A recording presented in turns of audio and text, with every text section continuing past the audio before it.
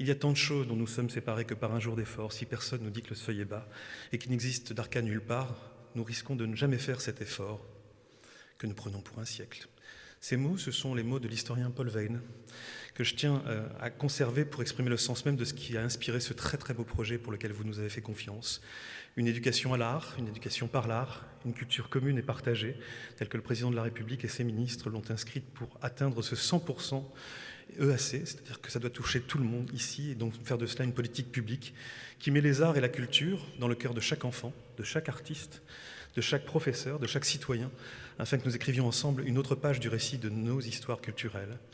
Cela demande une formation partagée, un désir de formation partagée, une recherche dans une ville, laboratoire à ciel ouvert, et une évaluation construite. C'est cela l'ambition de l'INSEAC. Ce choix géographique, en définitive, c'est presque une évidence, tant la Bretagne est marquée par les initiatives culturelles, tant elle est aussi façonnée d'initiatives pédagogiques ou éducatives. Pour le Conservatoire, c'est une nouvelle démonstration de la force de la synergie entre un établissement public et son centre CNAM en région. Et je voudrais remercier très chaleureusement le directeur Laurent Buchon, le président Claude Sounier, pour ce centre particulièrement dynamique, pour ce fleuron du Conservatoire. Cette synergie, elle a déjà permis en 2015 l'ouverture par Jean-Yves Le Drian du CNAM Sécurité Défense à Ploufragan. C'est à Quimper, en octobre dernier, que j'ai lancé l'opération Cœur de territoire dans le cadre de l'action Cœur de ville. Et bientôt, une nouvelle chaire d'agroalimentaire, je sais qu'elle était tant attendue, sera implantée à Saint-Brieuc, où nous bénéficierons d'un nouveau bâtiment dans le cadre du CPER. Rien n'aurait été donc possible sans la mobilisation de nos responsables du CNAM en Bretagne, de toutes les équipes.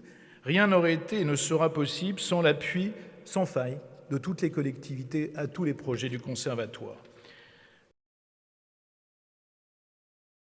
Grâce à la petite vidéo tout à l'heure, on a pu voir que le territoire de Guingamp était un territoire de culture avec des beaux équipements culturels. Et le fait que cet institut s'installe dans une prison, je trouve que c'est un formidable symbole.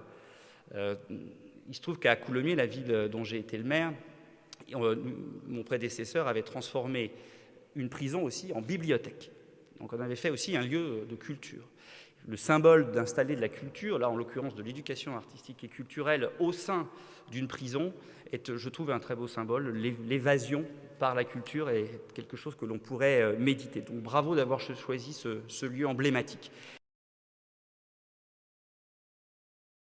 Et je crois que la clé de l'unité, de la réussite de notre pays est bien là, dans cette confiance, dans cette conviction que nos territoires ont la capacité de porter des politiques publiques et d'assumer des responsabilités pour l'ensemble du pays.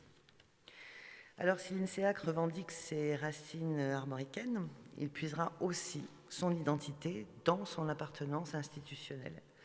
Et avec ses 20 centres régionaux répartis sur l'Hexagone et en Outre-mer, avec ses 6 centres associés à l'étranger, avec son expertise incomparable en formation tout au long de la vie, sa capacité à construire des programmes, des parcours au plus près des besoins des individus, au plus près des besoins de leur bassin d'emploi, le CNAM s'est en réalité imposé comme le berceau idéal de cet institut. Et je voudrais une fois de plus saluer l'engagement d'Olivier Faron, l'engagement de ses équipes.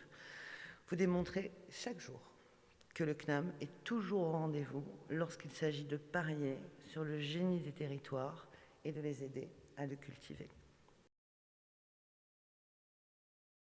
Souvent, une réaction rapide consiste à me dire « mais vous parlez tout le temps des savoirs fondamentaux, vous oubliez le bonheur, l'épanouissement, la joie, les arts et la culture ». Mais quand je parle des savoirs fondamentaux, je parle d'éducation artistique et culturelle. Et lorsque, par exemple, on parle d'éducation artistique et culturelle à l'école maternelle, nous parlons de quelque chose d'absolument essentiel, l'une des choses les plus importantes qui soit en matière éducative et qui va préparer l'enfant à l'entrée dans les savoirs fondamentaux. Alors, comme ça, allez, comme ça. Allez, hop, bon. Allez, Oui, non. allez, moi j'ai mon assistant. Tu vois que je sais. Non, mais écoute, c'est pas mal de prendre un bon cabessi. C'est une blague. Hein, non, mais bon,